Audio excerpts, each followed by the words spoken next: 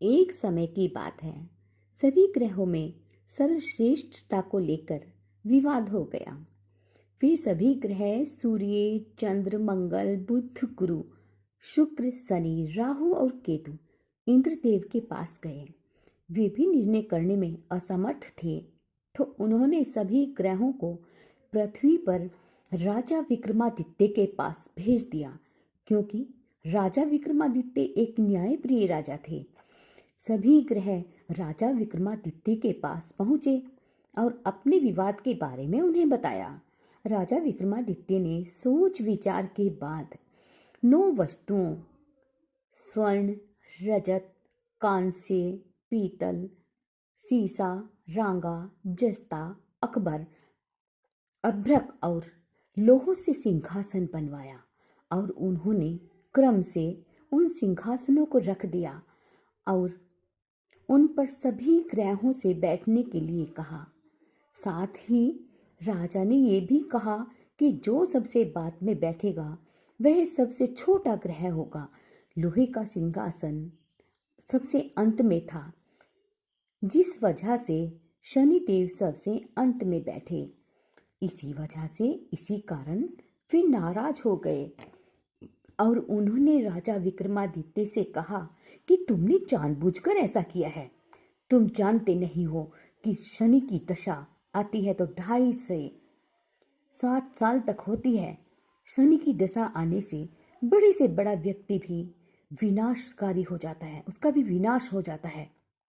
शनि की 7.5 आई तो राम को वनवास हुआ। रावण पर शनि की महादशा आई तो उसका सर्वनाश हो गया। अब तुम सावधान रहना। कुछ समय बाद राजा विक्रमादित्य पर शनि की महादशा शुरू हो गई। तब शनिदेव घोड़ों का व्यापारी बनकर उनके राज्य में आए।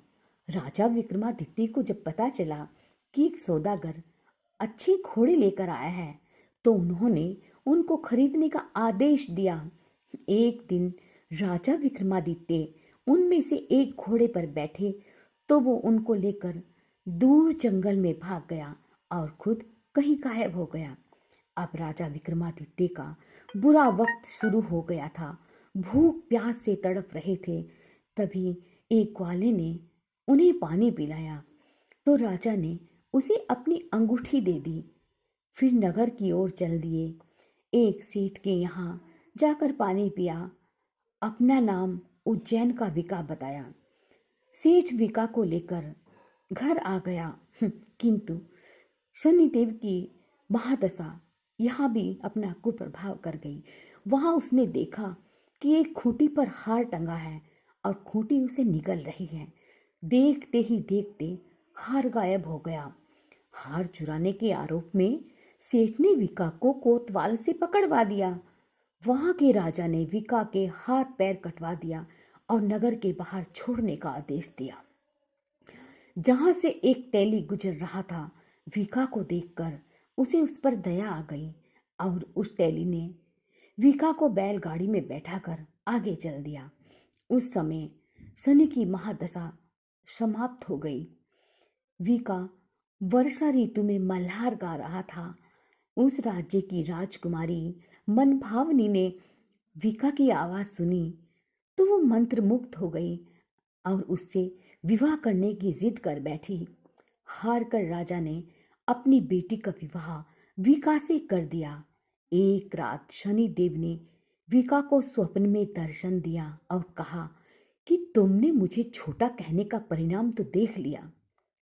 तब राजा विक्रमादित्य ने शनिदेव जी से हाथ जोड़कर क्षमा मांगी और कहा कि हे शनिदेव महाराज, उनके जैसा दुख आप कभी किसी को मत देना। तब श्री शनिदेव जी ने कहा कि जो उनकी कथा का श्रवण करेगा, व्रत रखेगा, उसे शनि दशा में कोई दुख नहीं होगा। शनिदेव ने राजा विक्रमादित्य के हाथ पैर भी वापस कर दिए। जब सेठ को पता चला कि मीका तो कोई और नहीं, वो तो राजा विक्रमादित्य है, तो उसने उनका आदर सत्कार अपने घर पर किया और अपनी बेटी श्री कंवरी से उनका विवाह कर दिया। इसके पश्चात राजा विक्रमादित्य अपनी दोनों पत्नियों मन भावनी एवं श्री कंवरी के साथ अपने राज्य लौट आए, जहां पर उनका भव्य स्वागत किया गया।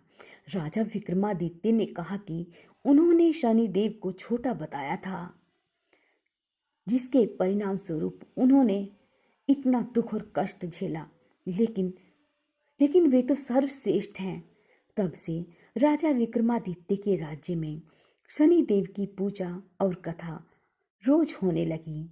अतः जो भी मनुष्य श्री शनिदेव जी का व्रत कर उनकी कथा को श्रवण करेगा, सुनेगा, उस पर श्री शनिदेव जी की कृपा दृष्टि बरसेगी और वो हमें सुख वैभव का जीवन व्यतीत करेगा। जय शनिदेव महाराज।